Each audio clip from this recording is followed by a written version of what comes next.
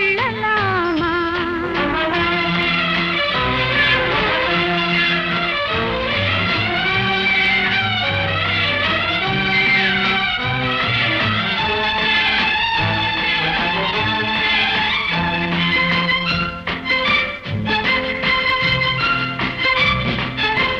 கண்ணாடி பார்த்தபடி கதை படிப்போமா?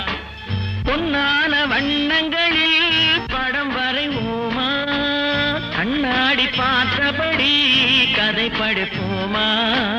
பொன்னான வண்ணங்களில் படம் வரைவோமா? நடந்ததை நினைத்தபடி ரசித்திருப்போமா? நாளை இன்னும் அதிகம் என்று பிரிந்திருப்போமா? கல்யாண நாள்